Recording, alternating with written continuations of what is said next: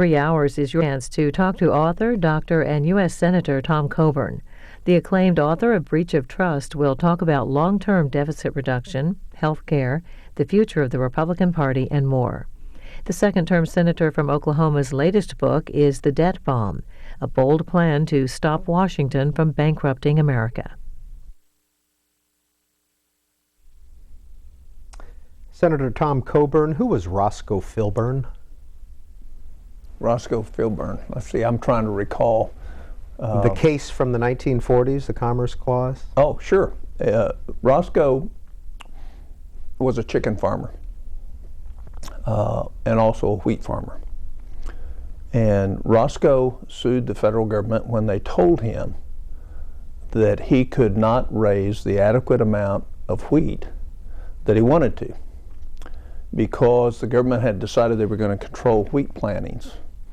And what he said was, okay, but I can raise wheat for my chickens. And he took it all the way to the Supreme Court and lost that battle. Why do you recount that story in The Debt Bomb? Because it's a great example on the enumerated powers and what the unwinding, why do we find ourselves in the place we're in now? How did we get here? What do we do about it? And what are the ramifications? The greatest way for the government to make something expensive is for the government to make it affordable. And all you have to do is look at the programs. What were the average inflationary costs of health care before we created Medicare and Medicaid? They ran the same as every other aspect of our inflation. In other words, there was no differential between health care costs.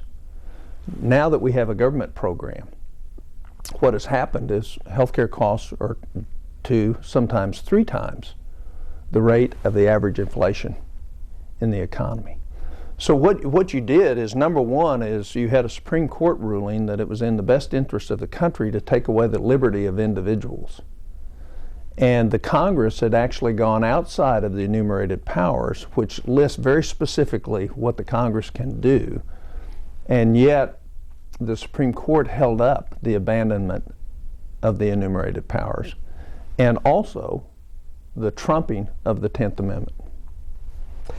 Why, when it comes to the Commerce Clause, you use that with Elena Kagan, Supreme Court Justice Elena Kagan, in her testimony, and you reprint that testimony, your back and forth with Elena Kagan in The Debt Bomb. What was the question you asked her about fruits and vegetables? Well, the question I ask is, could the government tell you, mandate to you, how many fruits and vegetables you would eat a day? And it really arises is, where's the role for the government in terms of our lives? Can, in fact, the Commerce Clause be viewed so widely as what was done in Filburn versus the United States? Can it be interpreted so widely that we could eventually get to the point where we can mandate? Well, we're doing it.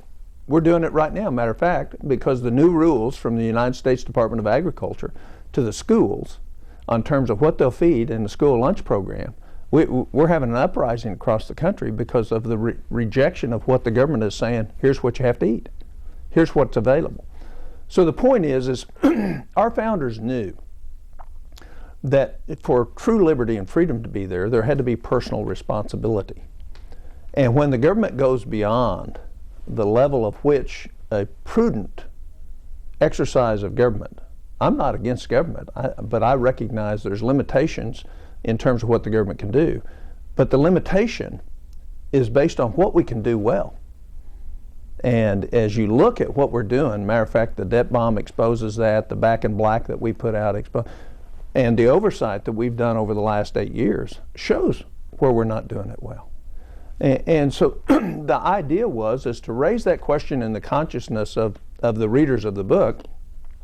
What did our founders say about the Commerce and General Welfare Clause? They described it, if you read the Federalist Papers, a very, very limited Commerce Clause involvement of the federal government. A very, very limited expose of what the General Welfare Clause would be. We've taken those terms, pardon me, and markedly expanded them beyond what our founders intended. And the result of that has been a diminution of our liberties and freedoms. I mean, if you go to school and you're buying lunch at school, and the USDA out of Washington is telling you what you can eat and what you can't eat, rather than your parents and local school board, I would say a considerable amount of freedom of the parents and also of the children and the school administrators has been taken away and moved to Washington. But what about the common good? Wouldn't it be good to have less obesity, et Sure, cetera? Everybody's for less obesity, but do you think we can mandate less obesity by government regulation? What that does is ignore the idea that there's personal responsibility and personal accountability. You know, we're going to talk about the tragedy of American compassion, a book later on in this segment, written by Marvin Lasky. And the whole assumption is that can you have freedom and grow that freedom and liberty without personal responsibility and personal accountability, undermining. And so there's a balance there, and my opinion, having lived almost 65 years and seen what my freedom and my responsibility was when I was a young man versus what we've transferred to the federal government, I think is very, very dangerous for the ultimate freedom of our country. And history would put that forward, is if you look back on the history of republics, the same thing's happening to us that's happened to every other republic. As the government has grown, the freedom has become diminished. Senator Coburn, you write in The Debt Bomb, our government today is so massive that it is impossible for any one member of Congress to know everything. As a result, members have become highly dependent on staff, lobbyists, and interests who are all too eager to label their obedience and ignorance as purity to whatever cause the interest group champions. Yeah, our motivations are too, actually expand that a little bit, our motivations are too often as members of Congress is how do we please those people who will enable us to stay here? What's careerism? Careerism is looking at the next election to a greater and stronger point than looking at your oath of office and how you do what is best for the country in the long term, regardless of how it affects your political career. Is careerism, in your view, a form of corruption? No, I don't think it's corruption. I think it's natural human nature. The people of Congress are great people, by and far. Well-intentioned.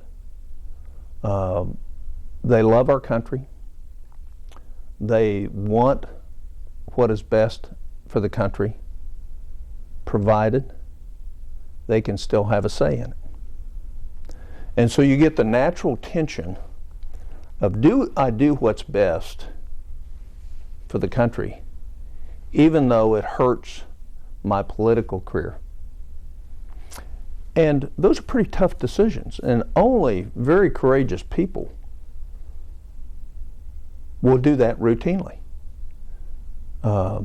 You know, when your desire is for position and power, and the original desire was well-intentioned and well-meaning, and you confuse or rationalize that position against standing outside of that and looking, if I was not partisan, if I was not in a political position, what would be the best position for the country? And those two get conflicted because of our desire for position and power or a political career. So I'm not critical. I think public service is a wonderful thing. But we've transitioned in our country too often, especially in the Senate, to people who have very limited exposure to the real world outside of the political realm. And that's very different than what we had the first 100 years in our country's history. Most of the people had broad ranges of experience in the private sector and in other areas of life, and brought that information, experience, wisdom, gray hair to solve the problems of the country. And that's more limited now. I hardly will ever vote for somebody that's a career politician. And the reason is I understand, as a physician, I know human nature. I see it. I see the consequence. I see both the positives and the negatives of it. But I also have gotten to see as a senator, and I saw some as a member of Congress, because I wrote on this in breach of trust, how that gets intersected and undermined, and ultimately not in the best interest of the country. Well, you wrote breach of trust about your time in the House. You were elected in 1994, the so-called Gingrich Revolution. Going into Congress in 1994, what was your enthusiasm level? What was your thought process? What were I you thought we thinking? were going to really fix and address the problems of our country. I thought we believed what we campaigned on. And I was awakened to the fact that, that's what we said, but as soon as we became a majority, we decided staying in power was more important than doing what we promised. And so consequently, and you saw from after 96, what you saw was my party pretty well abandon spending restraint, or after 97, essentially the budget deal in 97, abandoned spending restraint. And one of the reasons that we're in trouble today has to do with Republicans speaking one thing and doing the other. How long before you were disillusioned? You mean in the House? Yes. Gosh, probably 2 years. 2 years. I mean, I saw some hints of it. I saw people, the rudder starting to shift. How do we calculate? How do we stay here? How do we enhance our majority? In other words,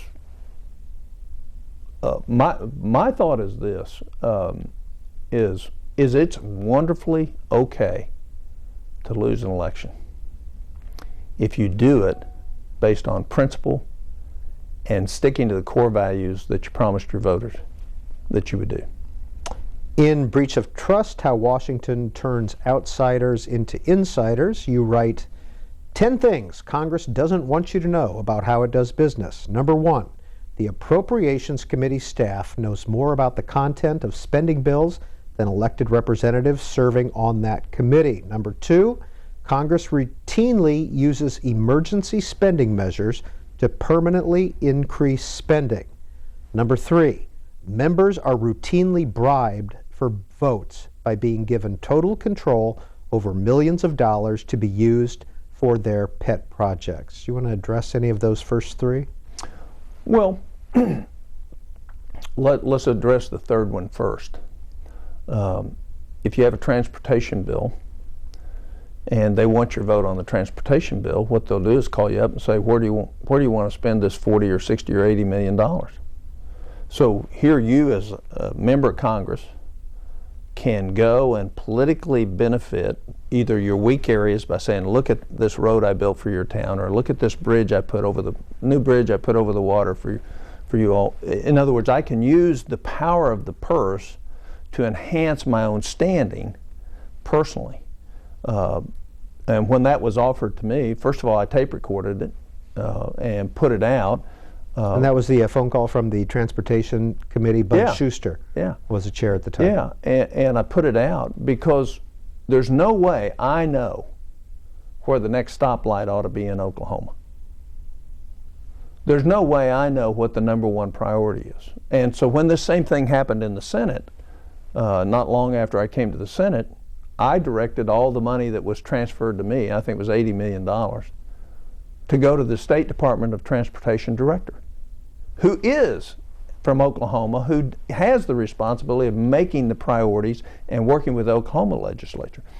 But it is interesting, other than the interstate system and the areas where we truly have commerce, local roads in Oklahoma, local bridges in Oklahoma, how did we ever get it to where the federal government was deciding what our priorities were going to be in those areas? I mean, ask you, that's a great example of how we've transferred power from citizens to Washington and we consume a portion of it and then come back, but then we'll tell you where you'll spend the money rather than the citizens of the state of Oklahoma deciding where their tax money will be spent. So again, and I would tell you, transportation costs a whole lot more to build a mile of highway today because we've tried to make it available, and it's become expensive because we've added all these rules and regulations, all these requirements.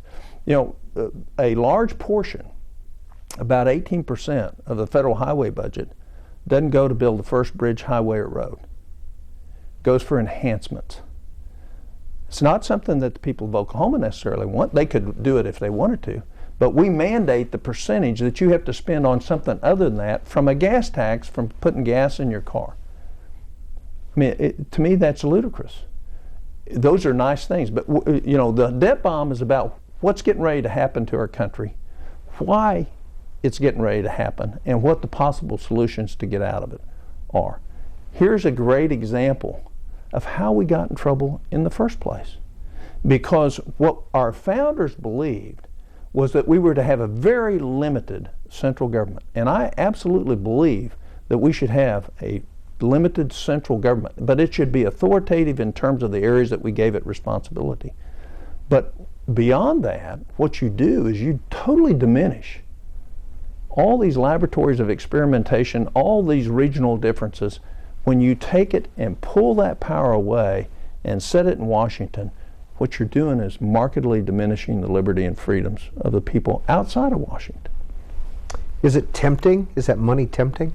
Not for me. I mean, when I ran for the Senate, one of my campaign themes is I'm not bringing anything home to Oklahoma. And the reason is there's no money here. Anything we send you home, we're stealing from your children today. I mean, remember, you know, out of the $3.6 trillion last year that we spent, $1.2 trillion of it, we borrowed from our children. We didn't borrow it from the Chinese. We borrowed it from the people who will ultimately pay it back. So is it tempting to spend money and enhance yourself? I'm sure it is. But the point is to me, it's a moral wrong to steal it from the next generation, because what you're really doing is stealing their opportunity to be free. And if you look in the context of history, that's how every other republic died. We're doing the same things that every other republic experienced before they collapsed. And the whole reason for the debt bomb the reason I wrote it is if people can understand where we are and how we got there and what the solutions to it are. I mean, we go through Back in Black and we list $9 trillion. We got the GAO to outline for us areas of duplication of the federal government. They've gone through two-thirds of that now. The last report will come in April of this year. They've already identified 200 areas where we have multiple programs doing exactly the same thing, with no oversight by Congress, no metrics to see if it's working, and that comes close to $200 billion a year in wasted money. Wasted money that is not enhancing what it was intended to do, or not facilitating what it was intended to do. In the debt bomb, you have duplication in federal programs, science, technology, engineering, and mathematics education programs. There are 209 of those. Surface transportation, 100 plus. Teacher quality, 82 programs. Economic development, 88.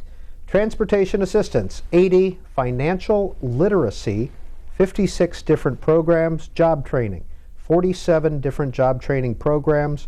Homelessness prevention and assistance, 20 programs. Food for the hungry, 18. And disaster response preparedness, FEMA, 17 different programs. Well, it's not just outlandish that we have that many programs. What is also outlandish is we don't know if they're working. Because when they're passed, there's nothing that says you have to have a metric to see if it's accomplishing the goal. And the biggest defect of the Congress since I've been here has been the total lack of oversight of most of the programs. You recount in the debt bomb a story about taking an amendment to the Senate floor to get rid of some of these duplicative programs. What happened? Did it pass? Well, we've had one for $2 million pass, but all the rest have failed. Why? Because all of these programs have constituencies. By the way, we found another 52 programs for job training for the disabled. So we actually have 106 job training programs, or 109, that we spend $24 billion a year on. And we've pretty well demonstrated most in Oklahoma. We studied them all in Oklahoma. I had my field reps go out and say, well, how are these working in Oklahoma? What we pretty well have figured out is the federal programs don't work. The ones that are outside of the federal government, that the states run themselves, do work. The question is if there's a role for the federal government in job training, shouldn't it be efficient? Shouldn't it be effective? Shouldn't Congress be looking to see how it works? Shouldn't we have metrics on it? And should we have 47 different programs, or 47 different programs that cost $19 billion a year? Should we know if we're getting value for our money?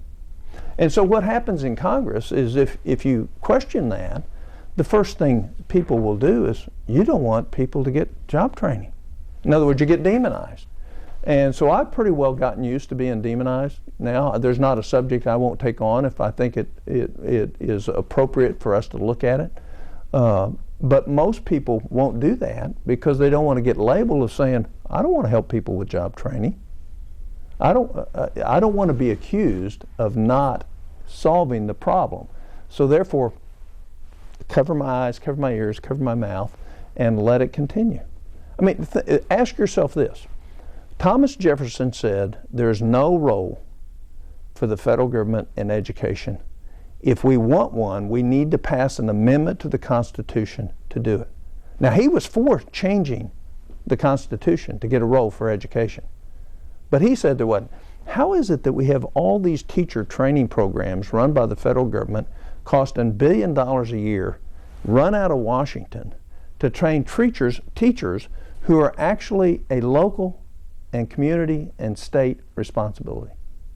How did we get there? And oh, by the way, does anybody know if they're actually improving teacher training? They're actually improving the skills of our teachers. So there's really two questions. One is, what's the constitutional role of the federal government in that? And number two is, if there's a legitimate role, or even if there isn't, you're spending the money, shouldn't you know?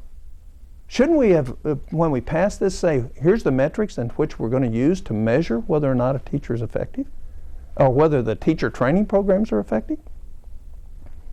This month on our BOOKTV in-depth program, Senator Tom Coburn, who is also a medical doctor and an author. He wrote The Debt Bomb this past year. Breach of Trust came out in 2003. And he's also the author of several different long-form reports, including this one, Back in Black, which came out in July of 2011. He will be our guest for the next 2.5 hours. We're going to put the numbers up on the screen if you'd like to dial in and join our conversation. 202 is the area code, 585-3880. If you live in the East and Central time zones, 585-3881. For those of you in the Mountain and Pacific time zones. And of course, you can reach us via email, Twitter, and Facebook. You can make comments there on our social media platforms. BOOKTV at cspan.org is our email address. Our Twitter handle is @BOOKTV. And finally on Facebook, facebook.com/BOOKTV. You'll see it posted right there on our homepage. You can add a comment, and we'll get to as many of those as possible. Back to breach of trust, Senator Coburn, a couple more of the 10 things Congress... That book, by the way, is coming out in paperback this January. There you go, just in time for Christmas or the New Year. Back to 10 things Congress doesn't want you to know about how it does business. Number 4, powerful members of Congress in safe, non-competitive seats often hold fundraisers outside their districts to increase their leverage over other members. Number 5, Congress spends more than $100 billion every year on well over 200 programs that are not authorized by law. And number 6, Congress routinely raids the Social Security Trust Fund to cover general revenue shortfalls. Well, if you look at the appropriation bills, which have not been done the last 2 years because of the political dynamic that's going on, and you go in and say we're appropriating X amount of money, and then you look at how many programs, it's actually up to over $350 billion now, of programs that are funded that are not authorized by the Congress, which tells you that there's an imbalance in Congress. Is how do we appropriate funds for a program that we haven't said we should be spending money on? And it tells you the power of the appropriation committees and the power of pork or benefit going back to the states of what's most important. Is it most important to actually look good in Oklahoma by the amount of money that I can direct there? Or is it more important to think in the long term, what's the health of our country going to be in the long run? And how do we make those tough decisions? And politically, it puts you on the losing side of every argument based on the force up here. But you have to work hard to explain yourself in your state. Number 7, members of Congress frequently do not have the opportunity to read the bills they are voting on. Number 8, one of the more secret and anti-democratic ways in which Congress spends is directing money in report language that only members of the committee can vote on or amend. Number 9, each year, Congress spends countless hours preparing and debating a budget resolution it has no intention of keeping. And finally, number 10, Congress circumvents its own budget limits and avoids public scrutiny by exploiting its own arcane budget procedures. Yeah. Those are all true. The budget resolution, we're about to begin that season in February. Is it a waste of time? No, look, right now we have a $3.65 trillion spending. The big criticism of the last 2 years is Congress is gridlocked. Oh, really? How'd we authorize spending $3.65 trillion? What we're gridlocked in is spending money that we don't have on things that are not absolutely necessary. That's what we're gridlocked over.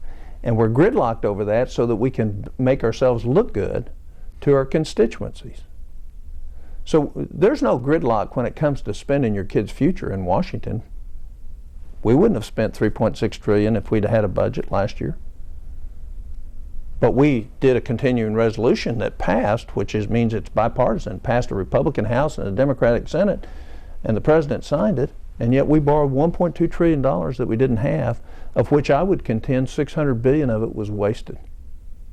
Did no benefit directly for the citizens of this country other than those that took the money to administer or develop or give out the program. So, in a wand, you could look with a wand and just say, every program stand up that's actually effective and efficient. And what you see is minimal. And the reason that that's so is members of Congress haven't oversighted. Members of Congress haven't done their job. They turn a blind eye and say, it's hard to oversight, and besides I'm going to get criticism when I do, so therefore let it go. So it goes back. Now we're in that CR last year, $350 billion worth of programs were appropriated money that have either never been authorized by Congress or the authorization has lapsed. So it means the authorizing committees in Congress aren't working. Because if we're going to appropriate money, whether it's authorized or not, why not just have an authorizing appropriating committee and put them all into one?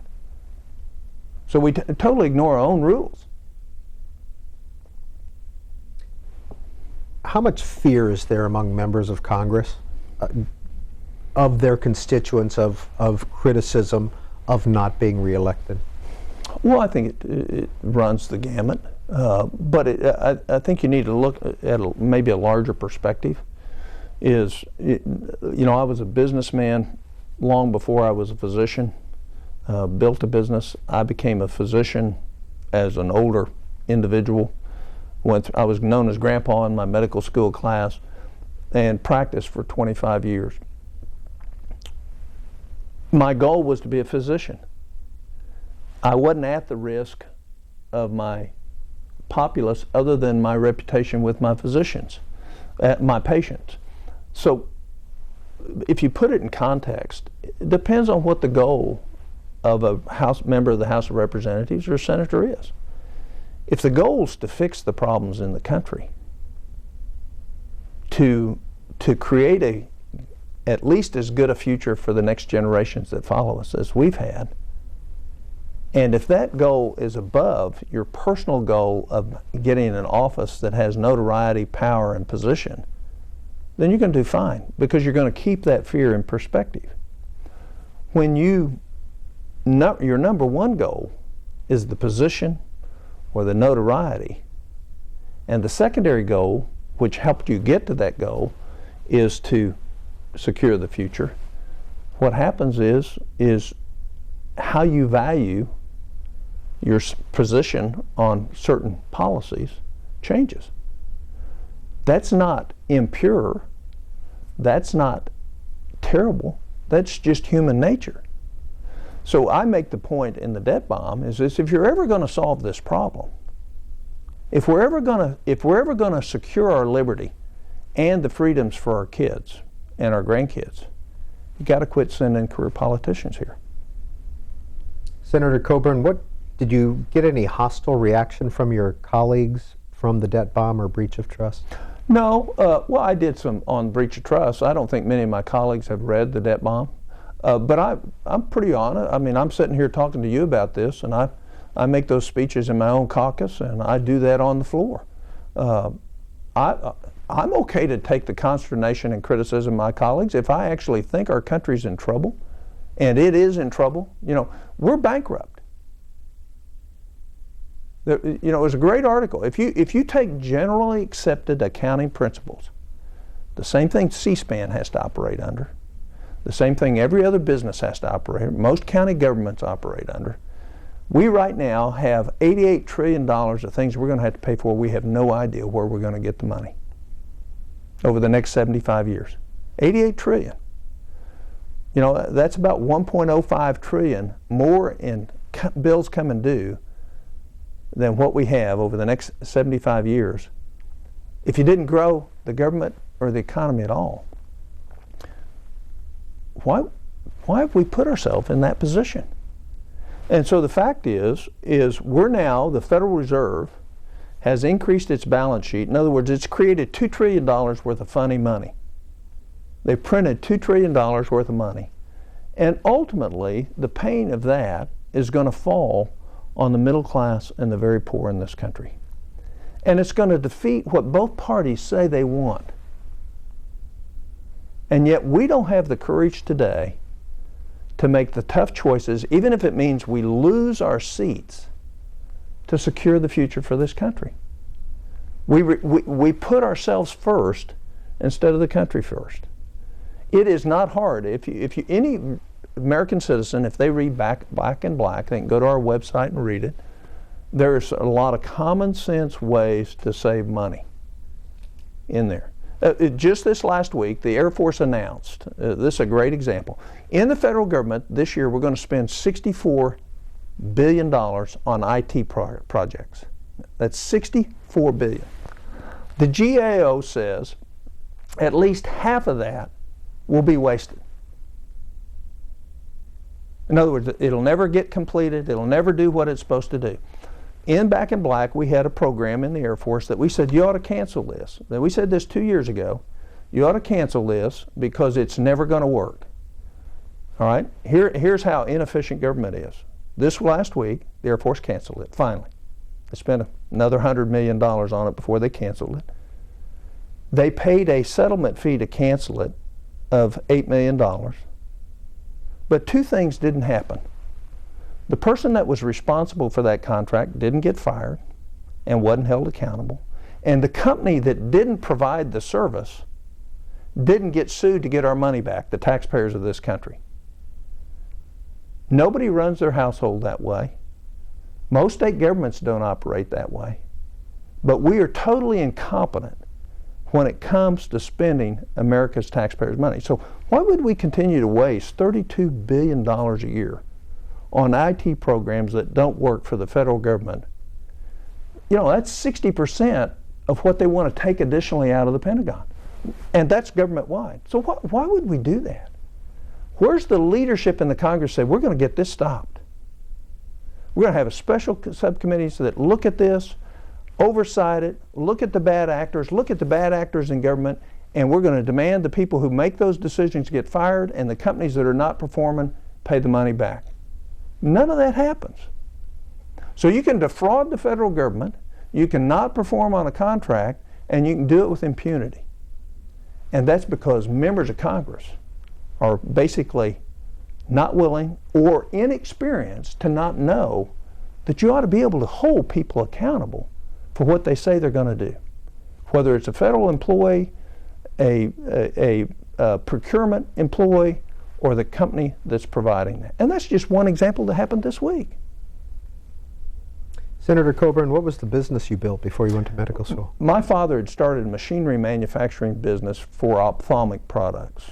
And I started an ophthalmic lens, plastic lens, glass lens, and intraocular lens division of that.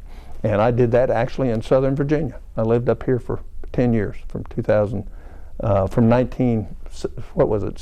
the summer of 69 through 2008. Does that company still exist? It's been sold. It was sold, and then parts of it have been sold. So portions of it still exist. How old were you when you went to medical school? 32. And what occurred to you to go to medical school at 32? Well, first of all, I'd kind of had fun in the business side, and really kind of had a downer when the business was sold. I was working for other people, and I was used to making decisions that actually built a pretty good sized business and very profitable. And I saw that business being torn apart by people who didn't have an interest in the business but wanted the profits only rather than the product and the price and the service. And 8 years in medical school? 7. And practiced for 25 years, or are you still a practicing doctor? This is the first year I've not practiced. Are you retired officially, or you just chose not to practice? Well, I couldn't have continued to afford to pay the malpractice insurance, and as a senator I can't bill, I can't even offset the costs, so it was money straight out of my pocket, after-tax money, so it was pretty difficult. So as a senator you were not allowed to earn an income separate as a doctor? No. After you leave the Senate, do you plan on going back to medical? Oh, it'll depend how far behind I am. I'm continuing to do some continuing medical education, depend on what my skills are. If I assess I wouldn't want me taking care of me, I won't go back into practice. Senator Coburn, where'd you grow up? I was born in Casper, Wyoming, and grew up in Oklahoma, a town called Muskogee. And you mentioned your father built a business. What'd your mother do? My mother raised 4 kids. And are you married? I am. I am married. I have a lovely wife, my high school sweetheart, and 3 daughters, 3 sons-in-laws, and 7 grandchildren. And does your wife live back in Muskogee, or does she travel with you? No, she lives in Muskogee. She comes out here a couple of times a year. I go home every weekend. I commute. The one thing I said I'd do. This is an exceptional weekend that I stayed here for this show, but I commute every weekend, and I need that. Both emotionally and mentally, to get back in the perspective of what people outside of Washington think. To me, I think there's a dearth of common sense here, or a void of common sense. And I can go back home and, I'll go to a barbecue place, My Place Barbecue in Muskogee, Oklahoma, and I'll get all sorts of good advice there from people who are walking in overhauls or their mechanics' clothes or whatever it is. I can learn a lot by being home.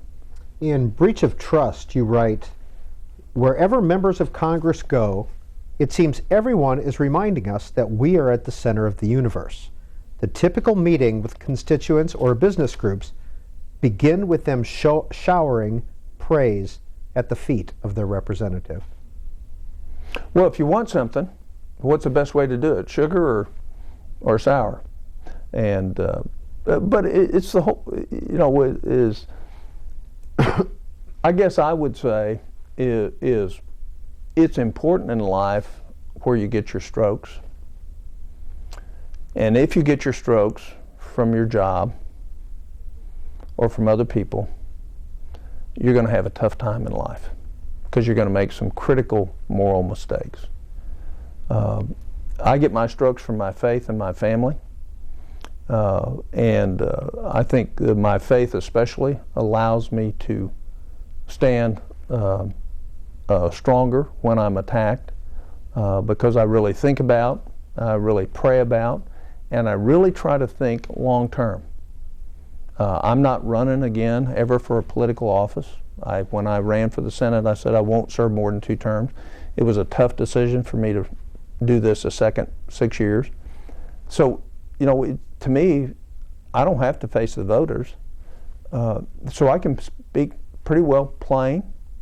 But the question ought to be asked is, why can't you speak plain if you are meeting the voters, facing the voters? Where's the moral courage and character, which is what I think is really lacking, not just in our elected leaders, but across a great portion of our country, in terms of those character traits that will better us all and secure our future. You talked about your faith. Are you a Christian? I am. When it comes to constituents and being the center of the universe as a member of Congress, have you ever had a lapse where you've gone in for that? Oh, sure. Look, it's easy to fall prey to, that's the struggle of all our lives, isn't it? Is that we put ourselves first or somebody else first. The essence of a well-lived life is what you do for other people, not what you do for yourself. You're not going to be measured on how you gain. You're going to be measured on how you help other people gain. And so it's easy to fall into that really deceitful trap of putting you first. And what I've actually found in life is my most contented moments is when I'm giving my life away to somebody else rather than I'm building up my own life. What's the inner ring? Final question before we go to calls. Well, the pursuit of the inner ring, it is the idea that people work continually to try to achieve a level of being in the center, in the know, making the critical decisions. And what do you do to get there? And it's kind of like C.S. Lewis said, it's kind of like peeling an onion. First you take the wrapper off the onion, and then you peel every layer, and when you've got the last layer there, what do you have? There's nothing left. You've taken every layer off, and so it's this false pursuit. Is probably the paradox is if you don't pursue the inner ring, and you pursue giving your life to other people, that you're going to be in the inner ring. Senator Tom Coburn is our guest on BOOKTV on C-SPAN 2. Tom in Downers Grove, Illinois, you're the first caller. Hi, Tom. Hello, how you doing? Good. Fine. I work at Social Security. I'm a claims representative. I think that there's so much we can do. I think we should go back to 1935. We can't support these people. We can't support people having 4 wives. People are 65 having kids. We can't support people deciding at 66 going from the widows to retirement. Don't raise the rate. Go back to 1935. Tom, when you say don't raise the rate, which rate are you talking about? The age. Because if you raise the age, because you're going to have like roofers, construction workers, people who do manual labor, they're going to apply for disability at 62 and raise the rates. All right, apologize, I thought we had finished with you. Senator Coburn, do you believe that the Social Security age should be raised? I think the Social Security age should be raised, but very, very slowly. But I think you can do what he's worried about, the guys that do really forced heavy manual labor. You can create a category in there that qualifies them, not for disability. But he raises some great questions. Actually, he has a great idea. If you go back to the qualifications on Social Security that were set in 1935, remember, retirement was at 65, right? Average life expectancy was 64. And this is a great example. It's a little bit critical, but it shows you what career politics have done. What we've done through the years is add benefits to Social Security without adding a tax stream to pay for it. And I'll give you a couple examples. Today, the people who are on Social Security, I'm not talking disability, I'm not talking SSI, I'm not talking survivor's benefit, I'm talking Social Security, will collect $21 trillion more in real dollars that they put in inflation adjusted dollars. They'll get paid $21 trillion more than they put in. And that's going to grow. That's just Social Security. If you look at Social Security disability, 1 in 17 people in this country today are collecting Social Security disability. There's not many people in Oklahoma that I ask who actually believe 1 out of every 17 people in this country are disabled. So what happened? How did we get it to where we have 1 in 17 people in this country on disability? That's Congress's problem. Congress has failed to oversight it. And so, during the last 4 years, we've added more people to Social Security disability than we've created in terms of new jobs. Most people don't realize that. And it's my belief that some 30% of those are not truly disabled according to the law. So we have all these problems, and I think your caller's suggestion to go back and look at what our commitment was in 1935 and try to compare to what our commitments are today, and how do we do that, and how do we administer. The people who work at Social Security are great people. The problem is the judges hardly ever listen to them. Somebody going to disability has already been denied twice by professionals at the Social Security Administration. And then what we have is judges who actually, in probably a third of the time, don't do the correct work and follow the guidelines that are set out for them. I'm talking administrative law judges. And so we've seen this ballooning of disability payments, which, by the way, Medicare Disability Trust Fund will be out of money in 2 years.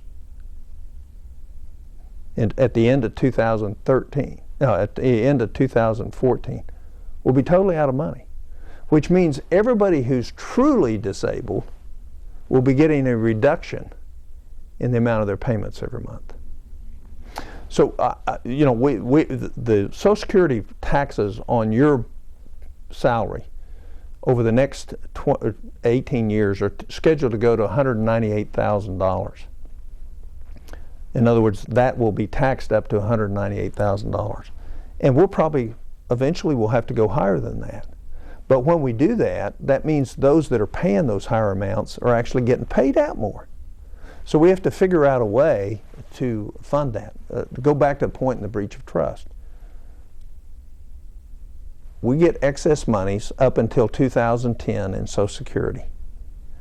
The government wrote an IOU, and then we turned around, rather than save that money, we turned around and spent it, because Johnson created a unified budget, so we no longer had that firewall. And so all of a sudden now, we owe $2.6 trillion to Social Security that we're going to have to go borrow as Social Security unwinds, and which is around 2030, the regular Social Security program. Matthew posts on our Facebook page, Senator Coburn, 3 questions. 1, does Social Security and other social insurance programs like Medicare and Medicaid infringe on personal responsibility? Number 2, CBO reports that federal health spending will dominate mandatory spending by the mid-2030s. We'll just go with two of his questions. If you think there's been a lot of psychological and sociological research on this. If you think somebody else will take care of you, and it's your government saying we will, then you're less likely to plan or prepare for that.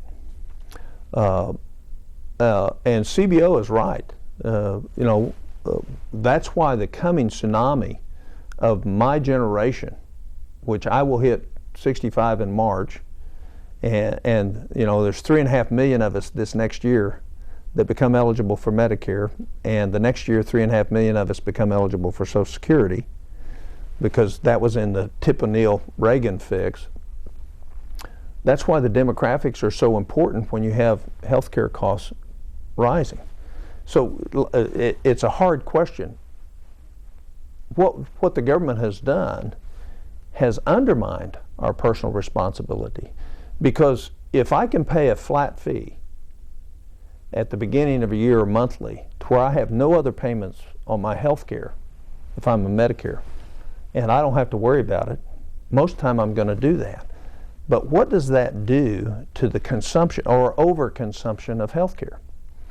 Now, a lot of your listeners will be offended at this, but when we study it, we know it's true.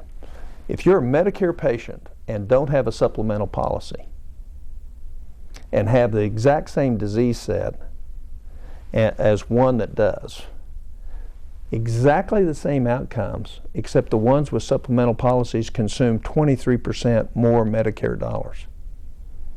What does that tell us? What that tells us is if we know we're not paying anymore for something, then we'll tend to overconsume it, or we'll be less frugal. If you're telling me I can go to the mall this afternoon after we finish here and buy my Christmas presents on your credit card, will I be as frugal with your credit card as I would with mine? And the answer is human nature, and all the studies show, no, you're not. And so, what we have to do is we have to look. There's a second thing that I think is important. When we undermine personal responsibility of individuals, we actually oftentimes don't help them. We actually hurt them. Because what we do is we put a glass ceiling on the ability for them to attain. I have this young constituent in Tulsa, Oklahoma, who is a young African-American male whose boyfriend hit him when he was, I can't remember, a teenager, and broke his neck. He became a quadriplegic. And he's worked very hard the rest of his life, but he was caught in this trap. He works for one of the oil companies in Tulsa. If he got a raise, because he's quadriplegic and he's single, he has to have help. If he got a raise, he would lose his Medicaid help for his health care. And I'm talking, if you're quadriplegic, you do need somebody to help you at nights and mornings and etc. What's our program? Our program is if you get to the next point, you lose it all, rather than have a program that tapers off your benefit as you rise in your income. So we don't have that anywhere in the country where we can meaningfully encourage people to grow and achieve what they can, and yet we have these flat takeoffs. Same thing on disability. If you earn a certain amount, you lose your disability. And maybe you could lose a portion of it and continue to expand your horizons and your capabilities and accomplishments to where you eventually could get off of it. So we have all these things, and so what we have a young guy in Oklahoma by the name of Jason Price who works with our disabled, and over the last several years has had 4,000 people he's put to work that were truly disabled. And about 1,800 of them right now are totally off of disability. Well, what he's doing is he's allowing them to accomplish things rather than putting a ceiling and says, no, you can't do this. But he's a state program. He has nothing to do with the federal government. And so, it's the tragedy, and that's why I'm interested in talking about the tragedy of American compassion. The tragedy is people don't achieve what they possibly could because we put a limit on what they can do because they participate in something. Rather than be a helping hand, we've become the supplier and said, once you do X, we're no longer your supplier. Next call for Senator Coburn comes from Chuck in Casper, Wyoming. Hi, Chuck. Senator Coburn, I don't have to tell you this, but I'm calling from the city of your birth. You are? Natrona County. Definitely. I respect you, Senator Coburn, as a true citizen legislator. You use the floor and your position so effectively, and that's why I'd like to get your opinion about the future of the Republican Party and the conservative movement. I'm very interested in the idea of returning to what in the 1970s and 80s was called sagebrush conservatism and the ideals of the Sagebrush Rebellion, this idea that conservatism should be anti-bureaucratic, pro-life, and about articulating federalism in a way that people will still be focused, will stop being so focused on the federal government solving so many problems and focused on solving those problems locally, kind of what you were talking about earlier about totally local issues being decided out of Washington. And that makes sagebrush conservatism populist in a different kind of way than the word is typically used. It's populist because the government will then again be of the people, because people will realize that government trusts them to solve their own problems.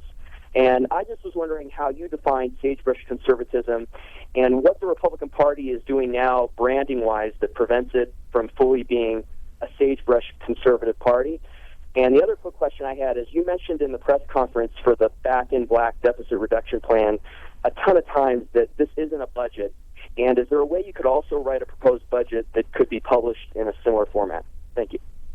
Well, let me answer the question on the budget first. Several people have taken lots of what's in the Back in Black, Senator Mike Lee, Senator Rand Paul, and done essentially the same thing, $9 to $10 trillion over 10 years. So yes, it can be done. Since I'm not on the budget committee, I chose not to do that, but you could implement what's in Back in Black and negotiate off that, and you could actually go a long ways towards solving our problems. And by the way, in Back in Black is $1 trillion worth of revenue increases. So, we've had that out there for a year and a half, almost 2 years, where we think it's appropriate that we see revenue actually across the board the way it should be, rather than the well-heeled and sometimes the non-well-heeled getting a leg up on those others in the system. I'm not a big party guy. I'm a big freedom and liberty person. I've made my share of mistakes as a senator in terms of some of my votes, but I think the founding principles ought to be what we ought to be embracing. And history tells us that republics don't survive when you no longer have the character traits and the personal responsibility that are necessary for that. So you could have a sagebrush conservative populist movement, but it would have to be embraced across the country, that says we would like to have some of our freedom back, and with that we would take on more responsibility. But I'm not sure. I'm not sure. I went to bed after this next election thinking that we were more a divided country than a center-right country, that we may be past the point where all republics die when people learn that they can vote themselves things from the Treasury. Then the fiscal calamity happens, and ultimately a republic crashes. I'm not saying that's going to happen to us, but I think that's certainly a threat. And if you look at our budget deficits and you look at our risk for the debt that we have, I think we're at real risk. That's why I wrote the debt bomb. I wanted people to see what was really going to happen to us. And what's really going to happen to us is the decimation of the middle class. And all the support programs that we have for the very poor in this country are going to be lessened as a consequence of us not living within our means. Senator Coburn, you say you're not much of a party guy. Jesse O'Kurtz tweets into you, how can Republicans learn again how to effectively message from the contract with America? Well, one of my comments after the election is people don't care what you think until they know that you care. And I don't think Republicans articulated what they were for. And what was important and what was at stake. My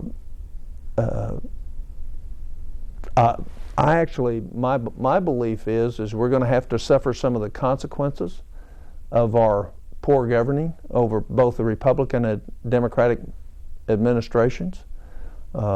And when those consequences start happening, and I think they've been happening the last 2 years, and they're going to be much worse the next 2, that people will either awaken or give up. I have some real worries about what happens to us when things change in this country in terms of unwinding of civil discourse. I think we run the risk of that if, in fact, we're not out there really communicating what is at the basics of us living together, working together, and how we do that. And when we so demonize each side to undermine where we know that's not the intent, but when we do it in such a way, what you do is you create vast new extremes on either side that I think are dangerous for a country. We are polarized on issues, but we need real compromisers and real leaders in Washington today to solve that rather than to fan it. From the debt bomb, you put down some criteria from The Tragedy of American Compassion by Marvin Olasky.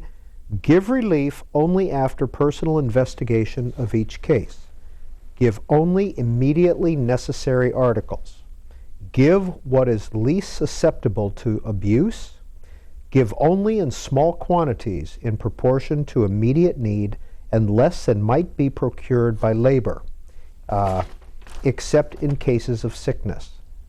Give at the right moment and not beyond time that it's needed. Require of each beneficiary abstinence from intoxicating liquors. Discontinue relieving all who manifest a purpose to depend on assistance. And then you go on and write, if the American people practiced these principles in their own families, communities, and neighborhoods, and required government to do the same, we would solve our debt crisis overnight. Yeah, we would.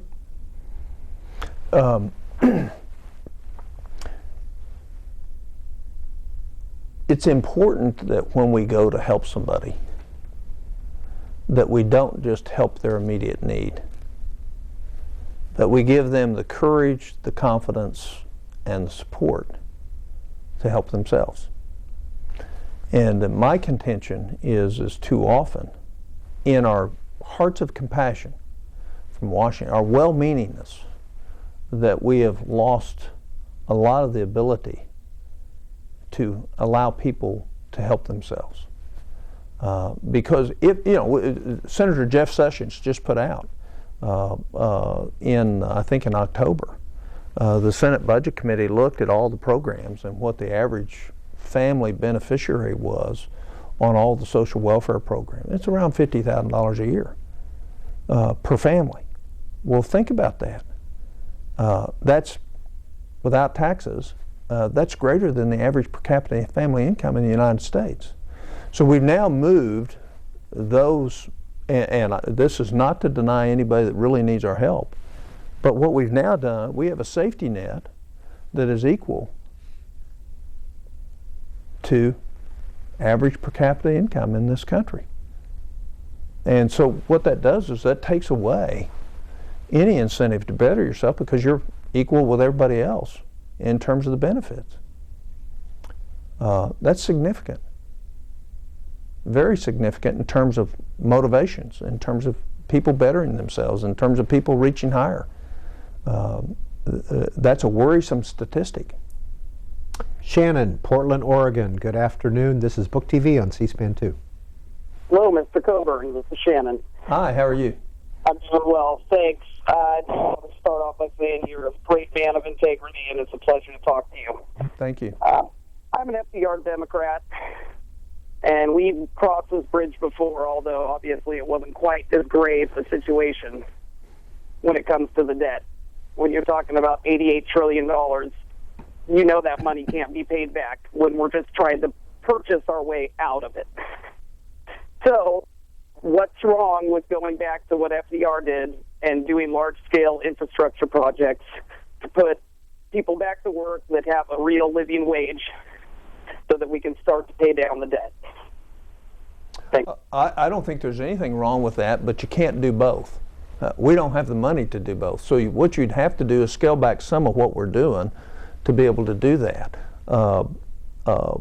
And remember, much of what we did under FDR was had a much larger component of labor than what we do today. If you think about building dams or building roads or building bridges, it's much less. I would embrace that if we did that on balance to where we could do it, creating that.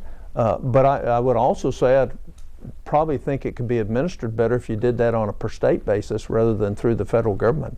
And the priorities were set by the states rather than the federal government, what was important for them, and let them manage it. But you know, there's a big difference in cost of living in this country, so what you would do, and we never take that into consideration except in Medicare payment fees. We don't take that in consideration in terms of many of the other projects that we do. So I would not reject that out of hand at all. Abraham, Manchester, Tennessee. Please go ahead with your question or comment for Senator Coburn. Oh, yes, thank you for taking my call. I was calling in regard to a quote that I had heard from you, and the quote begins, "I'm a fan of the Jack Welch principle in reverse for Congress. Fire 90% of members every election and only keep the 10% who were productive."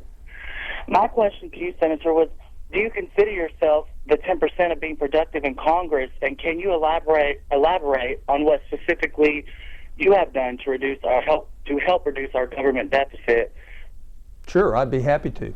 And that quote is directly from the debt bomb. It is. All you have to do is look at what my host has out in front of him. Nobody in the Senate or in Congress has done more oversight than I have or my staff has. We've looked at more areas of government. When I was a majority member and committee chair, we did more oversight in those 2 years, 2005 and 6, than the rest of the entire Senate did in terms of looking at where the problems are. My contention is if the American people knew what I knew, you would fire 90% of us. You may even fire 100% of us. But the fact is large amounts of your future and your children's future is being wasted every day because we won't do the hard work of, one, identifying the waste, and then number two, changing the programs and putting the metrics on them so that they don't waste the money and they actually accomplish something. I've said this, tomorrow I could create $600 billion worth of cuts that nobody in America would feel except for the people who are directly getting the money that we're spending on administering the programs. So, and I would invite you to go to my website and look at all the oversight that we've done. And look, we've offered more amendments in the Senate than anybody else to eliminate waste and duplication and fraud.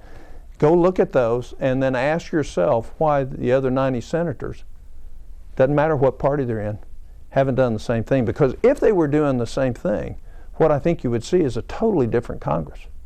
And the problem is I can have a debate on the floor, and there may be 2 or 3 senators there, but the rest of the senators don't know it. And their staff won't look at it because they're too busy trying to figure out how they please their state rather than to govern the country. Here are some of Senator Coburn's reports. Subsidies of the rich and famous. Money for nothing. There are 2. We showed you the back in black. That was a 600-page report. Why did you think about publishing that in book form?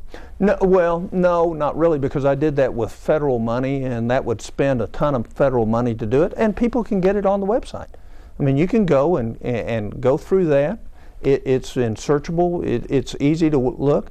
But I mean, there's $9 trillion. $1 trillion of it is savings from interest, but there's $1 trillion worth of tax cuts, tax increases, and revenue enhancements, and $7 trillion worth of spending reductions, which would put us in 10 years balance our budget, and after that, in 10 years, paying off our debt.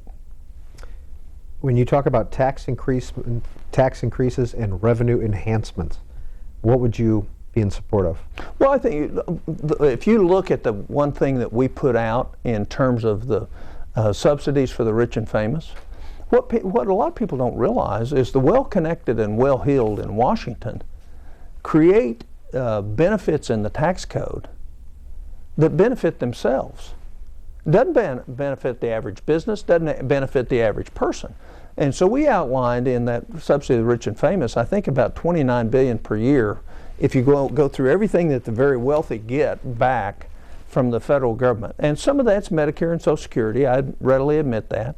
But the most of it's not. And so if you, for example, let's take mortgage home deduction. If you look at that by a cutoff at $200,000 worth of income per year, it looks like those under $200,000 get the majority of it. But when you look at it, the average household income in this country is around $51,000 right now. It's gone down $4,000 in the last 5 years. If you were to look at that at the average, for the average American, everybody above that takes about 85% of it. So that's not for the average American, that's for the more well-to-do American. And so who's going to support that? Well, all the home builders. We can't have home building without a mortgage deduction. What most people don't realize, in Canada you get no mortgage interest deduction. Right? There's none. They have a higher home ownership rate than we do. They did before the downturn, and they do now after the downturn. So was the mortgage interest deduction for the benefit of homeowners, or was it for the benefit of home builders? Or was it for the benefit of the very wealthy? So we ought to ask those core critical questions and know what we're talking about before we just routinely say we got to have a mortgage interest deduction. And we ought to ask, who does this affect? And so if you just kind of go up the income scale, what you see is the vast majority of it go to people making 1.5 or 2 times what the average family in this country makes. And according to this report by Senator Coburn, mortgage interest deducted by millionaires 2006 to 2009. In 2007, taxpayer cost to the Treasury of mortgage interest deducted by millionaires, $8.6 billion. In 2009, it dropped because of the fiscal crisis. $4.4 billion was the cost to the Treasury. 143,441 millionaires that year took mortgage interest deduction. And oh, by the way, some of those were second homes that were yachts, floating homes. So, I mean, so we ought to ask the real questions. Do we really want a fair tax code, and should we treat everybody the same and proportionally the same? And I would tell you on the mortgage deduction, we don't. Gambling losses deducted by millionaires, $4.1 billion, an average amount of gambling losses deducted per millionaire, $504,783. Yeah. So why should we allow a deduction for losing on a game of chance? I mean, if you go buy a lottery, you can't deduct that. Cost of a lottery ticket. I mean, so we ought to think. So here's a way to get $10 billion, $15 billion a year. Start being honest and transparent with what we're doing with the tax code. I don't think we ought to raise rates. I think we ought to do some significant adjustments to what we do with the tax code, because it isn't fair. And we have legislated to the benefit.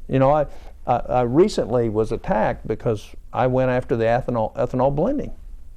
The hard right attacked me, the farm states attacked me.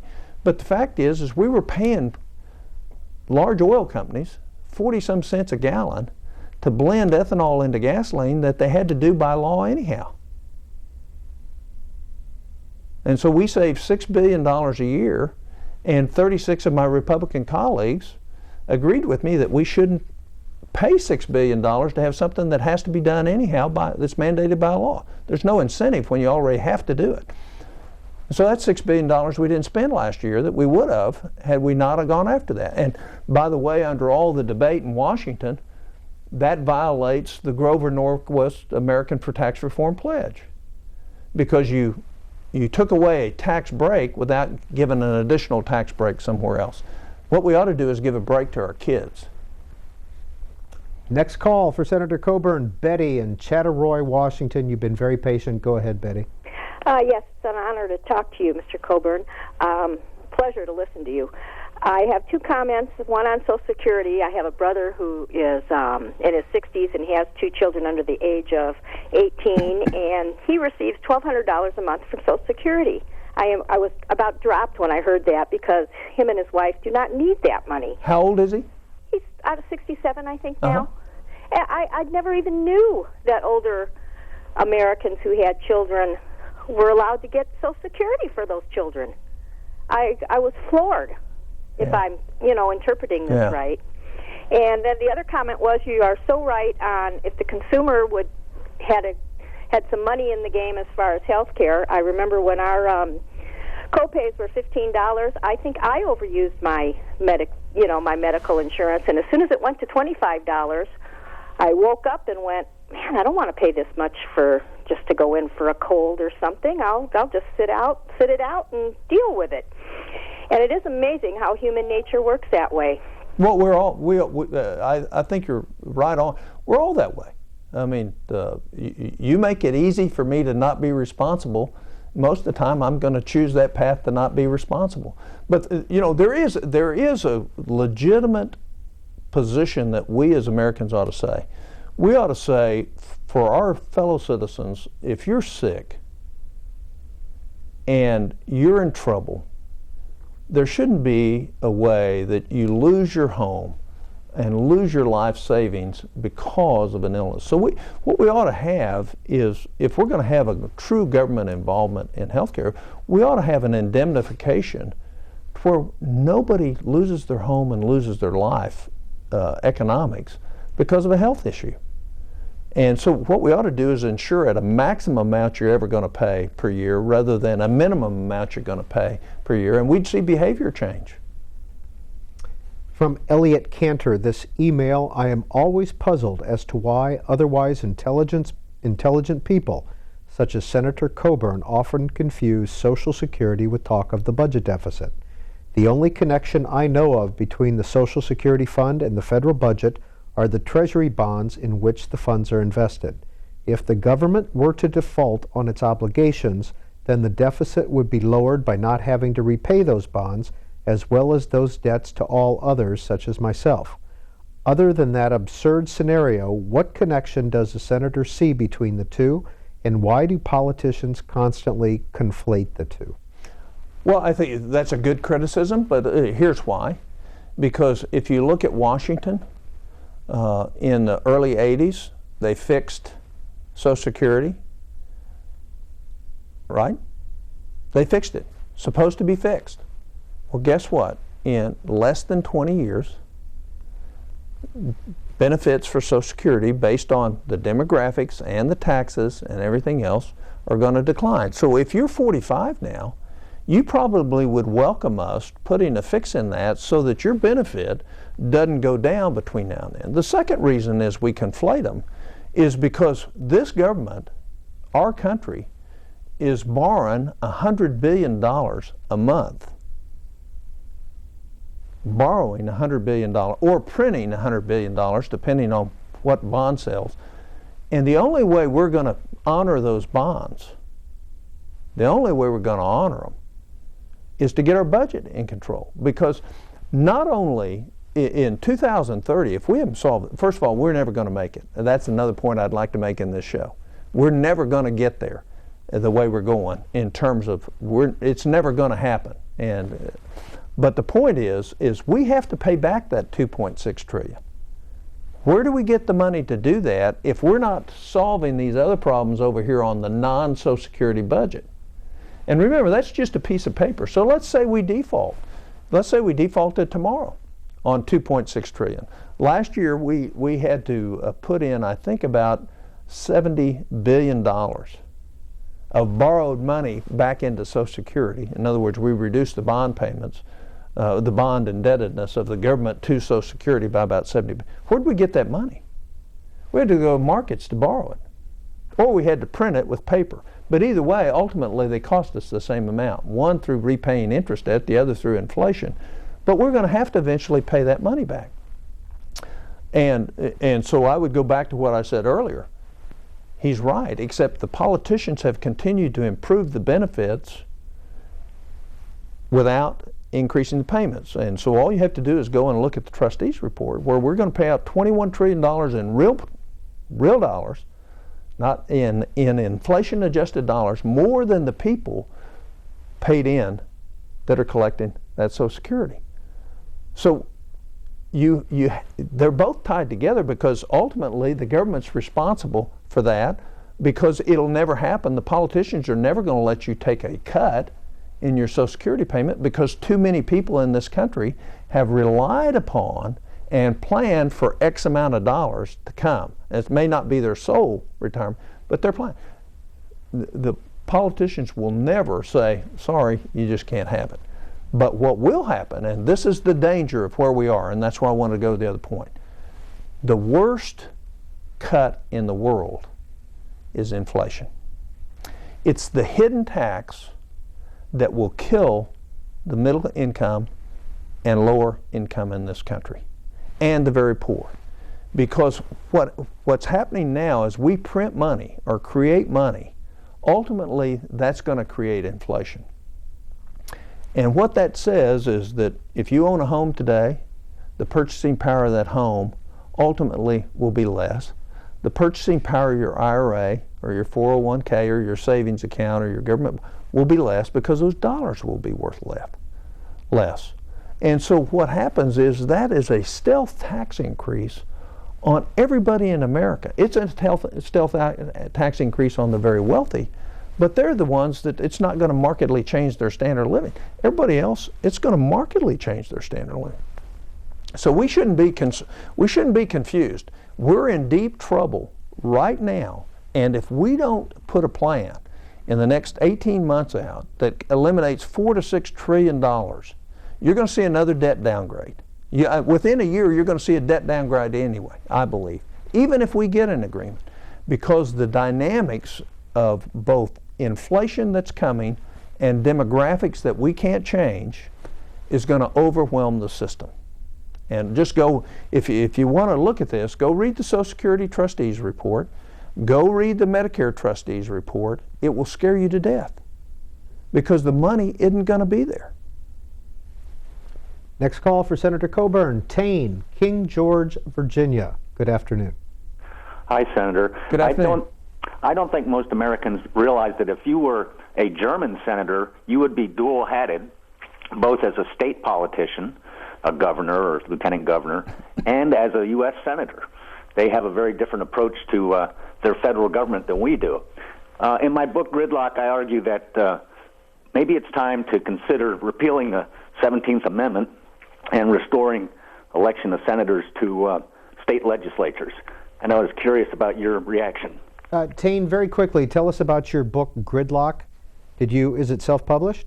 Yes, it's self-published, and it's, I try to explain, that, like the senator says, people are trying to do the best for the country, but the system has gotten out of whack. And we kind of need a Constitution 4.0 to reset things. Thank you for calling in. The one problem I would have with that is that most of the legislatures, state legislatures around the country, have become as partisan in terms of their positions as the federal government has. The other thing is in Oklahoma, for example, we have term limits, so we don't have any long-serving members any longer. We have 12 years that you can serve total in state government. I'm agnostic as to whether we should do that or not. I think the number one key to having a senator ought to be that you ought to have about 30 years of experience in something other than government rather than 30 years of experience in government. Max Gudmundsson tweets into you, Senator, what issue have you been most demonized for?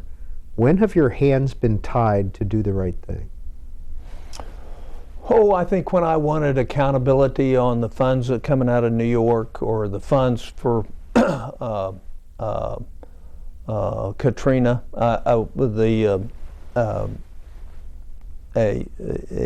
fund to for solving the unsolved civil rights crimes, where I actually worked with the guy that was trying to do that, and I blocked it until I could make it effective. Was demonized that, but those words hurt.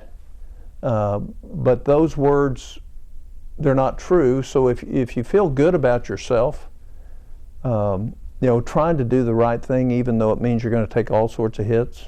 The Haiti Fund, Rivaldo, all the big Fox network people came after me because I held that up until we had some clear oversight and could see what we were doing. I've had several areas like that.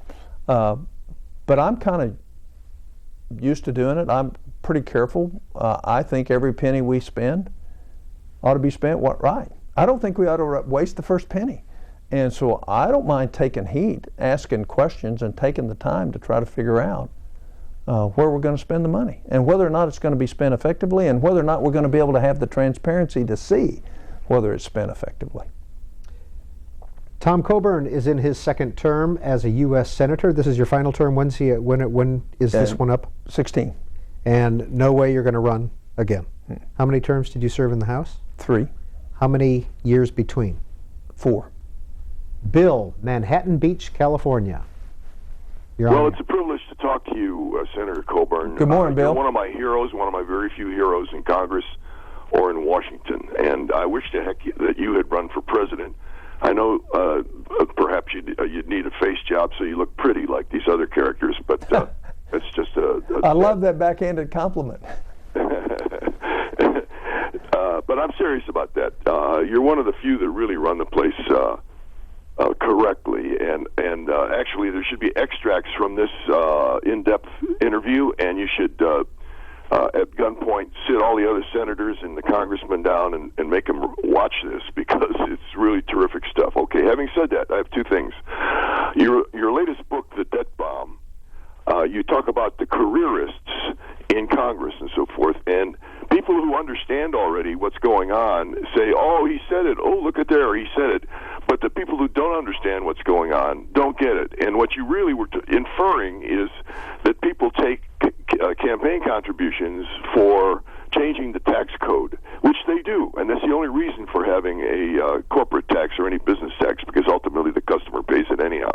But when you got to what your proposal was, you abandoned what you've articulately championed on C-SPAN, the fair tax, S-13 in the Senate, H.R. 25 in the House. And the fair tax will solve so many of these problems. And why did you give up on the fair tax in your book, please? Well, maybe I didn't give it a fair shot in the book. I'm an original co-sponsor of that. I still am. Still believe it's the ultimate answer to taxing and equality in our taxing, growing our economy.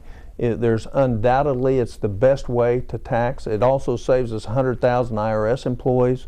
It will markedly expand our exports, because we're non-competitive when it comes to the ocean's edge, because we incorporate taxes into our products. Everybody else we're competing with in the world doesn't. Probably great criticism of the book. From our Facebook page, Chris makes this comment. This fiscal cliff media coverage is absurd. You people are grown adults. Get something done. If I couldn't get something done in my job, I would probably be terminated by now. Enough already, and do something for all Americans, not just your party or the other party. Well, the only criticism I would have of that comment is we're not the ones that are in the negotiating room. I mean, there's a limited number of people that are in there. I believe if you put me into the room, I could get a deal done. But I wouldn't do it the way they're doing it. I'd line all the Republicans up. I'd say, what is it we believe in? We're willing to give $800 billion in terms of income. Here's what we want for that. Here's where we're going to stand. We have to reform Medicare to some degree, because the real spending is this demographic shift and growth in Medicare entitlement. Here's what we have to have. Most people don't realize the size of the federal government's twice the size it was 11 years ago. I mean, how many people realize that? That in 11 years the federal government's twice the size in terms of dollars and people? Most people don't realize that. So here's the things we have to have, and I'd say, Mr. President, you don't want to put it on the table? Here, we're putting it on the table. We don't care if we lose an election. We want to save the country. Here's what we believe in. Here's what we're willing to do. Take it. You were part of the Gang of Six, another deficit solving committees. Are committees like that effective? Simpson-Bowles. Well, I think the greatest mistake this president's made is not embracing Simpson-Bowles when it came out. We wouldn't be here today. Had you taken the Simpson-Bowles framework, even though there were a lot of that I didn't like, I voted to move it so we would have the debate 2 years ago, 2+ years ago. Had we had the debate 2+ years ago and actually put something on the floor we would have seen something pass. We would have allowed the legislative process. We're not allowing the legislative process to work. I mean, there's 25 bills that have come out of the House that won't see the light of day in the Senate for political reasons, not because they don't address real problems for the country. So what we still have is people paying politics and how does it impact election, how does it impact how we look, rather while the barn is burning down. And so what we ought to be is, what I see is politics is trumping policy all around. And one of my great discouragements in Washington today is the lack of core leadership and the lack of principled leadership to think in the long term about what the real problems are.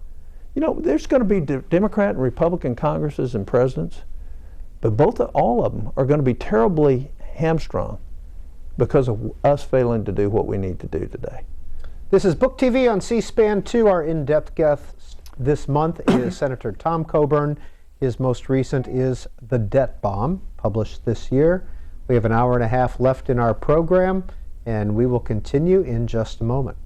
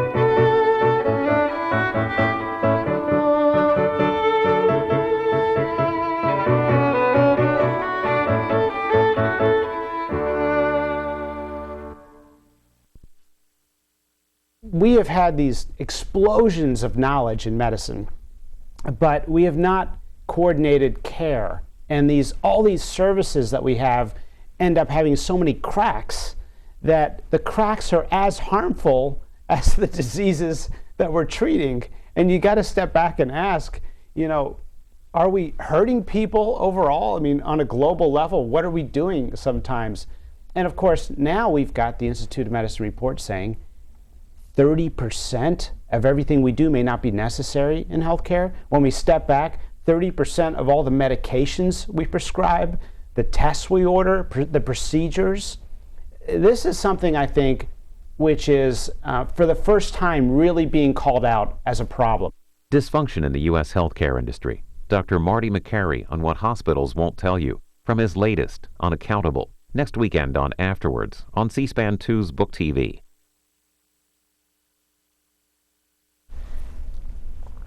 Senator Coburn, coming up on our Afterwards program is Unaccountable by Dr. Marty McCary. He's going to be interviewed by the head of Sibley Hospital. You indicated that you're currently reading that book. What do you think? I read that book. I actually read it before it was published, and I think it's a phenomenal book to uncover and expose the lack of transparency in medicine. They're not all the problems are easily solved, but being transparent about them, and the points he makes in that book about accountability and transparency and outcomes are critical to solving not only some of our healthcare dollar problems, but also some of our healthcare quality problems. If somebody had asked you, if a woman had asked you, how much is it going to cost me to deliver this baby, could you give her a price? You mean in total, everything? Mm-hmm. Sure. And what would you have said? What's the... Well, it just depends on what year it was and where she delivered and what it was. But I delivered tons of Amish, and they wanted to know. They actually went to the hospital, cut a deal, paid in advance, said, here's a total package. You know, healthcare is really interesting for us because we actually, if we kind of clear everything away and went back to it, real insurance. See, we don't have real insurance in this country. Insurance means you spread your risk among hundreds of other people, hoping that that risk will, what you pay is enough to cover everybody. And if you look at returns for insurance companies, both in terms of indemnification in buildings and homes, et cetera, and health insurance, what we've done is created tons of make work that doesn't benefit anybody, but we've not truly indemnified risk, because as soon as you have a claim, what happens is your insurance rates go up. Well, that didn't you didn't spread that risk. That risk was all yours. Or you have a small business, you have 25 employees, and one of them gets really sick. They didn't spread that risk outside of your small business. They're spreading it all in your business. So if we're going to have real insurance, that means you have to really spread the risk. And the Swiss have figured out how to do that. And we ought to take a lot of what we can learn from them in terms of spreading the indemnification around among all the health insurance. Here's a little bit from the debt bomb about two of your friends who are both kind of in the news right now. On Saturday, July 30th, 2011, 2 days before the debt limit deadline, I had dinner with John Boehner and Saxby Chambliss, who had been close friends since serving together in the House. I shared my concerns with the Speaker, and he asked how I'd get to a better outcome. I couldn't give him a good answer. I had argued to my Republicans the week before that a default triggered by refusing to lift the debt ceiling really would be the best outcome if we could stick together and weather the storm. I was convinced our deficits had become so severe that our national credit rating would be downgraded anyway, and our economy would continue to flounder. The shock therapy of a default could be the thing that awakened Congress. Unless we could stick together, however, it made little sense for me or one of the new members to mount a kamikaze mission to delay the vote and force a default. Well, I think, first of all, ask yourself the question, when was the last time the debt limit was not increased? So, do we have a debt limit in this country? And the answer to that is the reason we're in trouble is because we essentially don't. Every time a president wants to raise it, they get it raised. So we've never acted responsibly to trim the waste in government. But here's the other point I'd make. We're going to. And here's the debt limit we're going to run into. And it's what the debt bomb's all about. There will come a time in the very near future where people won't loan us money, because their expectation of our ability to pay it back will be such that we will see interest rates like Greece. And that's not all that far away. You can have Ben Bernanke telling you there's no inflation. Most Americans know that isn't true right now if they're out there buying milk or groceries or gasoline or rent. You can have a central banker telling you there's no inflation, and that's not a problem. You can have a central bank that increases its balance sheet by $2 trillion and printing money, and everybody that's holding the rest of our bonds, when he's printing those bonds and then buying mortgages with that money, at some point in time they're going to say, the confidence is going to come, the lack of confidence is going to come where they're going to cash in. They're not going to buy them. Or the Chinese dropped their ownership 10% last year. Why'd they do that? Why do you think the Chinese government dropped $150 billion of our debt last year? Because they don't have any confidence in what we're doing. And neither do I. That's why I wanted the American people to see what's going to happen to us when the debt bomb explodes. And everything you count on now, you're not going to be able to count on then. And the consequences, the very consequences of not acting responsibly now to actually cut the size of government, trim it in, meet what we can actually do and afford, will come at the diminution of everybody else in this country and their kids. And the debt bomb's coming. And the way we're behaving in Washington just this week, where we're still playing games over the fiscal cliff, we shouldn't do a $4 trillion deal. We should do a $9 trillion deal and create the confidence in the world that we're going to manage our problems and we're going to downsize our government so we have a future. Because the opposite of not downsizing our government, not making the hard choices, I don't care if everybody gets fired from Congress, the opposite of that is a failure in the future. And the loss of freedom, the loss of independence. You know, the morning shows today talked about our lack of power and effect in the Middle East. Why do you think we have lost effect and power in the Middle East? Because we've lost the power and effect of our economic might, and we're losing the power and effect of our military might. And we won't have the money to continue to be a force for good in the world because we will not live within our means. So the debt bomb's coming. The question is how do we diffuse it, still maintain what we need to do to help the people that really need help in this country, but actually get together and work and solve the problem rather than play the political game. We're already playing the political game about the next election. I mean, we just finished. It is absolutely nauseating what is going on in Washington today from both the president and Republicans and Democrats. It's nauseating because everybody's ignoring the real problem. Everybody's playing chicken over the debt. The fiscal cliff is nothing compared to what's going to happen if we don't defuse the debt bomb. And you write in the debt bomb, our entire government and system depend on people buying our debt. When that stops, the party is over. What would you like to see done with the so-called fiscal cliff? Should we let it occur? Should we let the sequestration happen, in your view? No, look, sequestration is the career politician's answer to not be responsible about what happened. If you cut everything across the board, it's not your fault that the good program got cut, and it's not your fault that the bad program got cut. What it means is Washington runs around all the time trying to figure out how not to make a decision so it won't affect their political career. That's what sequestration is all about. It is crazy to cut good programs the same as bad programs. One of my guys on my staff, he said it's kind of like your wife told you to go out and weed the flower garden, and you take a lawnmower and cut everything down. Well, that's what it is. And what it tells you is how incompetent Congress is today. Why would we continue to have programs running that aren't effective?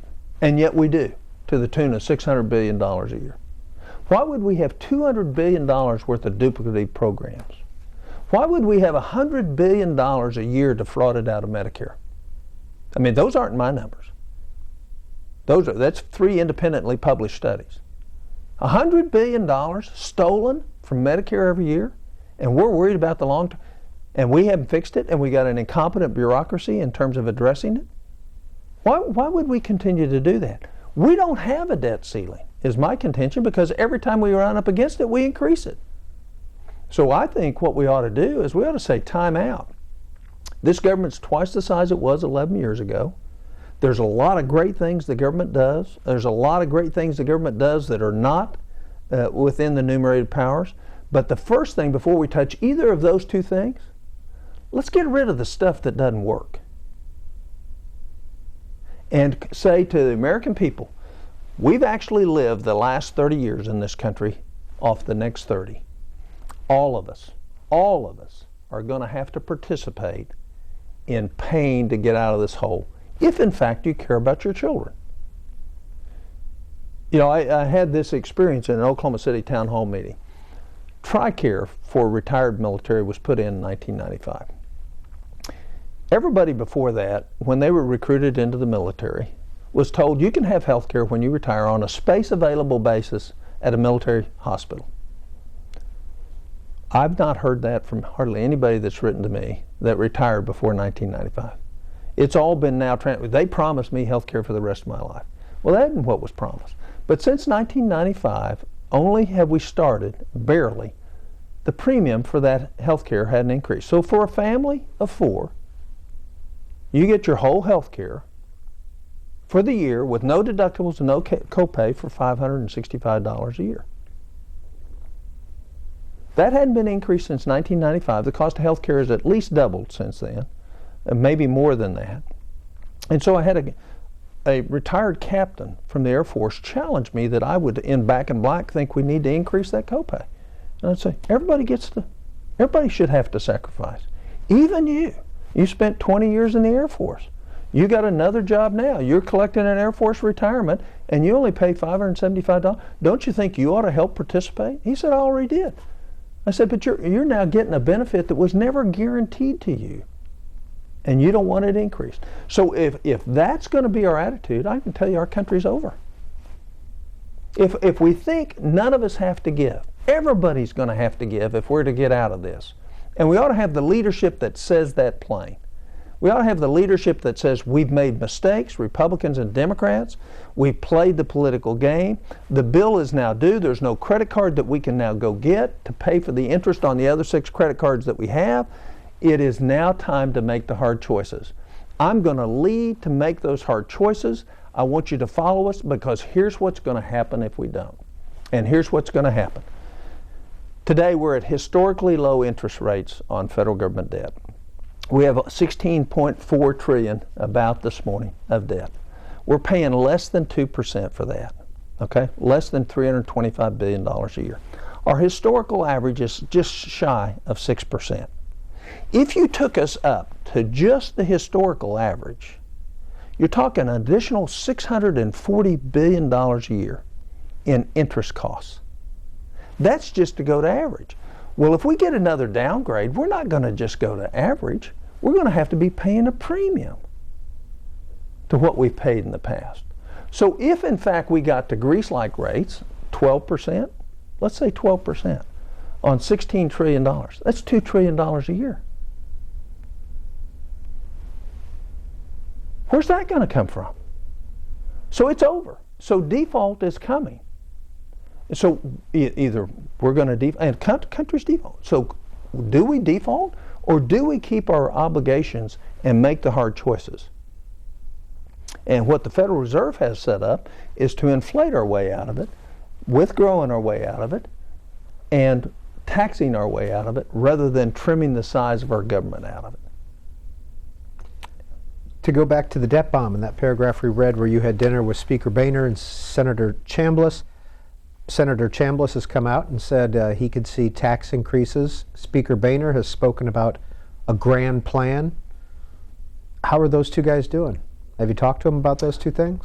Well, I think they're flabbergasted right now with the offer from the administration. I mean, when you get beat in an election, you come out and say, I'm willing, okay, uncle, here's $800 billion, here's what you wanted. And then you have it thrown, politically, it may work politically. It's past time for politics in our country. We're really in trouble. And do we have problems that we can solve? Yeah. Is every problem in front of us solvable? It's not solvable if our whole goal is to play politics rather than solve the problems. So when you have the speaker put out a kind of fig leaf and say, okay, we'll go for $800 billion. Let's figure out the rest of the stuff. Can we get to around $4 trillion? And then play the hardball that we've seen. I don't think it's great for our country. It may work politically, may help drive a little bit more, but real leadership is pulling people together, not driving them apart. That's what real leadership is. And I think we are seeing way too much driving people apart. Senator Tom Coburn will be with us for another hour and 10 minutes here on our BOOKTV in-depth program. The debt bomb came out this year. Breach of Trust came out in 2003, and several long-form reports on spending in Washington are available at his Senate website. 202 is the area code, 585-3880 for those of you in the East and Central time zone who would like to participate in this conversation. 202-585-3881, Mountain and Pacific time zone. And a reminder, you can contact us electronically as well. BOOKTV@cspan.org is our email address. Our Twitter handle is @BOOKTV, and you can make a comment on our Facebook page as well, facebook.com/BOOKTV. Clark in Newark, Ohio, good afternoon to you, sir. Hello, fellows. Can you hear me? Oh, we sure can. Great. Dr. Coburn, I've sent a few things to your staff. Maybe you didn't see it. I wanted to talk about good science today, about bacteriophages. Did you study those in medical school? I have. Okay, phages, bacteriophages, they're in our body right now. Otherwise, we would swell up and die because bacteria double in size every 20 minutes. So you have good phages and bad phages. We can reduce the cost of hospital-acquired infections by $30 to $40 billion per year. That's called waste, wouldn't you call it? By using bacteriophages. Sent the same information to Senator Barrasso, who's also a medical doctor. I'd like to send some information to you about reducing the CBO cost curve for Medicare, Medicaid by 2%. Just 2% adoption of phages will reduce that cost curve. Over in North Carolina, as we speak, there are lawsuits flying around. Some people went to a county fair and got E. coli, etc.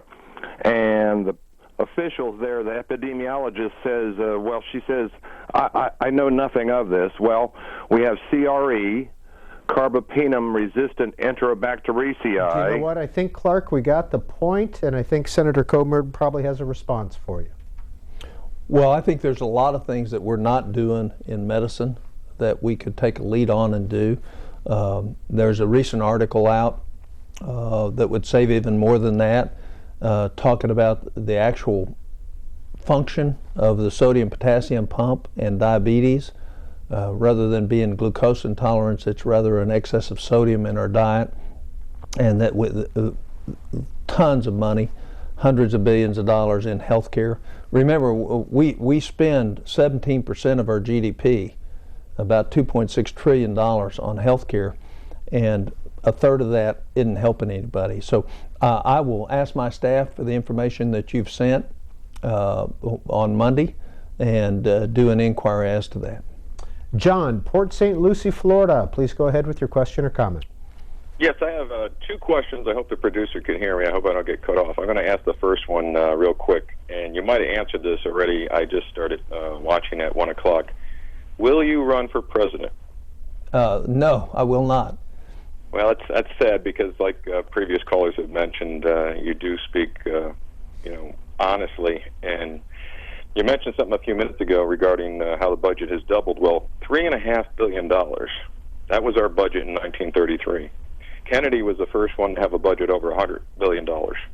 I think Bush, too, was the first one to have one over $2 trillion. The Republicans or conservatives just can't seem to be able to do a Ross Perot presentation. And I think men would grab this better because we're visual. And if you could put up some charts and show just that over the last election, I think people would get it. Because when you're talking verbally and you're throwing out a whole bunch of numbers, it's so much more difficult to follow along in your head. And that's why I think Ross Perot was so successful when he ran, because we could see it on the screen. Everybody made fun of him, but it was effective. Yeah, I agree with you. I think that's legitimate criticism, but I wasn't invited to be here with my charts today. I have them all, by the way, and I use a lot of them on the floor, but I think it's really legitimate criticism.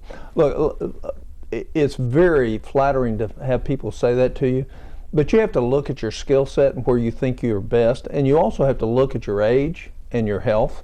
And I've been through three pretty good bouts with cancer, 3 separate cancers, and I actually would like to spend time with my grandkids and my wife more so in the future. And I think there are going to be far more talented people than me with greater skill sets than I have that can fulfill that job. Well, I was just before that caller came in, I had this email pulled up. It says the same thing. Senator Coburn, please run for president. In 2016, you're the only one who gets a financial dilemma and the depth of the wasteful spending. But Dell from Florida goes on to say, how do you feel about the Christian evangelical wing of the Republican Party? I think they have caused actual disgust toward the Republicans, or at least they turned off many Americans who otherwise would be more receptive to conservatism. That's from Dell in Florida. Well, I think they're an important part of the Republican Party in terms of their values. I think how you speak about your values is really important. I can have a value that's different than yours. I don't have to condemn your values as I put forward mine.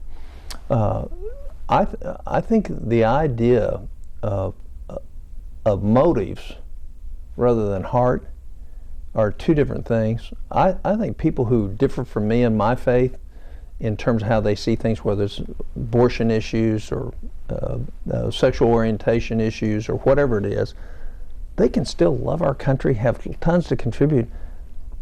Just like they're not going to agree with mine. They may not agree with me on 80% of what I believe on fiscal issues, but that doesn't make them bad. It doesn't make them wrong. It doesn't make me right. I think this whole idea of looking at things in a perspective. Here's, I don't think we're going to win the abortion issue and I'm pro-life in this country till our hearts are seen as soft enough to convince somebody else's heart of a different position. And so I think how you approach those issues are very, very important. You know, I've delivered over 4,000 babies. My grandmother was the product of a rape. I actually have a very unique perspective. I really don't think that my life should have been taken away because my grandmother should have been aborted. You can see how there's a perspective there. Does that mean somebody who disagrees with me is wrong, or are there areas where I'm wrong? No. But the point is what we too often in our country on social issues is we don't sit down and talk with people. We talk past each other and don't try to get to know the individual to understand where they are. You don't change anybody's mind by saying, you're wrong. I've never changed anybody's mind by saying, you're wrong. The way you change somebody's mind is, please tell me why you believe that, what you're thinking. So if you don't have discourse and you don't have actually given your life away to them, you're not going to change things. From the debt bomb. I also don't apologize for trying to form coalitions with unlikely allies. Again, I'd much rather work with Democrats in our government than communists in the Chinese government, who will one day force our hand if we don't do this work on our own. I agree. Look, I've grown fairly close to Dick Durbin over the last 2 years. Dick and I have totally different political viewpoints. He's a diehard, bleeding heart liberal, and I'm a pretty hardcore conservative. But we actually have gotten where we actually talk to each other at a real level. I mean, we can actually work things out because we've gotten to know each other and we've gotten past any doubts about our motivations. I know he wants to solve the problems of the country. He knows I do. We know we come from different perspectives. Where can we meet in the middle? And I think that's the real key. Motive is important, but questioning motives unwinds the ability to work together. So you got to get to know somebody and trust them. And I think Dick Durbin and I have grown to where we can trust each other. If we give each other a handshake, it's going to happen. We're both going to keep that word. Next call for Senator, Doctor, and author Tom Coburn comes from Spencer, Massachusetts. This is Kurt. Hi, Kurt. Hi, Kurt. Yeah, how you doing? It's nice to talk to you, Dr. Coburn. I'm a recipient of Morton Smith Peterson hip surgery 43 years ago, and I went to work after that. I was a young child, but I went to work. I did my time protecting Social Security and the pension. But I have to say to you, I used to be a Republican. I'm an independent, but I have to say I've listened to you all day today, not watching football games, but I have to say to you is that you should pass the tax bill, make everybody pay a fair share of their income, not taking the deductions out, fair share of income. And then also, we are going after entitlements, because I understand what you're saying. There's entitlements that's going on and on. People who get SSI, they're never checked up upon to see if they're able to go back to work. They're forgotten about, and we're paying for it. And yeah, I am 4 years older than you are, but I'm still surviving, and I still look forward for a great country. But you're 100% right. So when you retire from that job, from the kicking horse, from your state plate, you are moved back to Massachusetts, where the Pilgrims are, and continue your fight. Thank you. Thank you. Nice statement. Well, again, from the debt bomb, it ties into what Kurt said. You write, it is important to remember that Congress created a system in which 47% of Americans pay almost nothing in federal income taxes. When those low-income Americans do decide to work, their new income is taxed at incredibly high effective rates, because when they start making money, they lose benefits. Instead of being rewarded for making the transition from welfare to work, the government